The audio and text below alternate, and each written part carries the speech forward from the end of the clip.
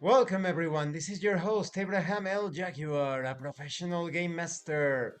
First of all, this channel is proudly sponsored by pt13 Studios, the publishers and developers of Dames of Asstoria, a tabletop role-playing game where you play as monster girls, experiencing high adventure in a world that doesn't fully accept them. They have recently released Daughters of Lamb. This is a pay what you want tabletop RPG where you get to play as cybernetic nuns with guns, looking for the missing pieces of their AI god. You will find it in their website. The link will be in the description and in the pinned comment. This channel is also proudly sponsored by the Red Room Publishing. Please check out their store for exclusive tabletop RPG products and check out their Micro Red category of games. They are self-contained games with condensed campaign settings and a summarized version of the red system, perfect for pick up and play. You will also find it in the description and in the pinned comment. Today, I am continuing my review series featuring...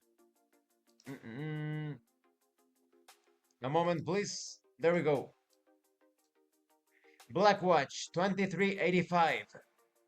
If you haven't seen the other parts of my review series, featuring this sci-fi role-playing game, where you play as a member of the infamous Blackwatch organization, please check out the playlist in the description below. This is the second edition. This time we are going to talk about the game setting. The Terran Confederacy of 2385 consists of 12 worlds bound together by a common cause. 10 of these worlds have minor colonies of their own. The other two, Delmont 4 and Electron 3, are off limits to most humans and left to their own devices. You have an entire timeline featuring the history of the setting.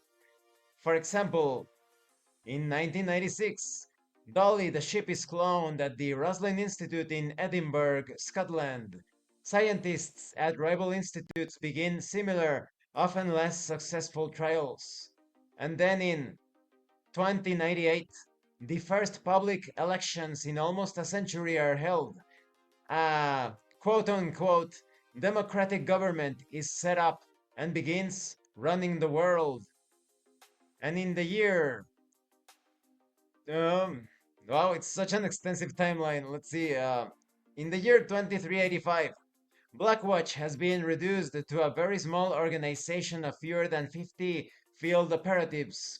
They are now recruiting heavily and contracting for smaller jobs that can be completed by 2 to 6 operatives, bodyguard duty, hostage rescues, or other hazardous employment suitable for well-armed mercenaries. So yes, imagine you have an entire timeline from, let me give you the specifics, 1985 to 2385. Lots of adventures. It's so much material to come up with all sorts of scenarios. You have details on the people. Most of the Terran Confederacy's population is human, just as you are likely to be. However, there are a few places where this is not true.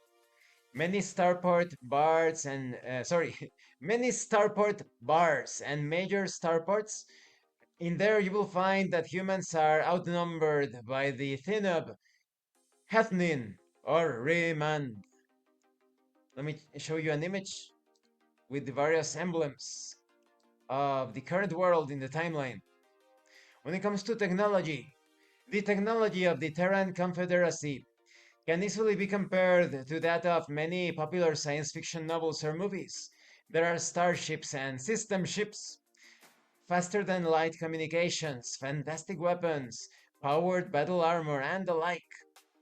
When it comes to interstellar identification, everything in this confederacy has a file summing up their personal history, including schools attended, grades received, marketable skills, job history, criminal records, and so forth.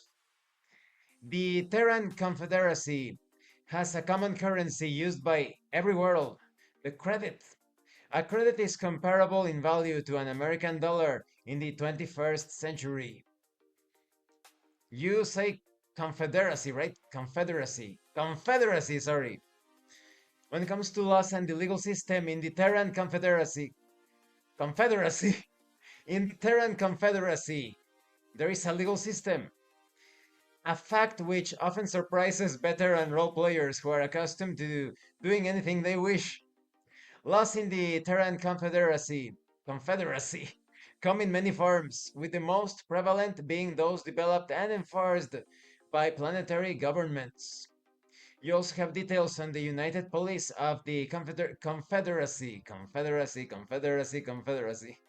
The United Police Force of the Confederacy, or the UPC, is a widespread organization functioning in roughly the same manner as the FBI of the United States in the 21st century. You also have advice on law enforcement. Obviously, it is up to the game master how well laws are enforced in a given region. Police reaction to and management of weapons will vary from planet to planet.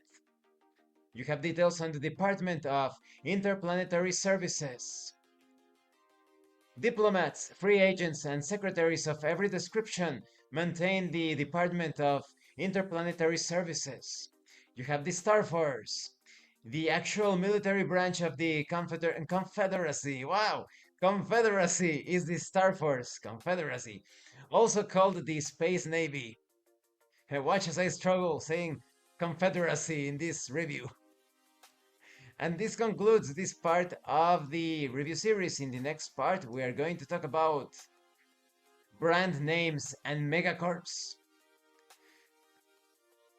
The material in this book is impressive. The timeline is so very well detailed, and the specifics of some of the important aspects of the Confederacy. It is truly remarkable. Thank you for watching this part of the review series. Don't forget to leave a like, comment, and subscribe. And thank you so much to those of you that are going the extra mile to support the channel. If anyone else wishes to further support the channel, consider joining as a member using the Super Thanks button. Take a look at the information in the description and in the pinned comment. This has been your host Abraham L. Jaguar, a professional game master. And remember, it is better to roleplay and fail in character than not to roleplay and fail as a player. Once again, thank you and see you later.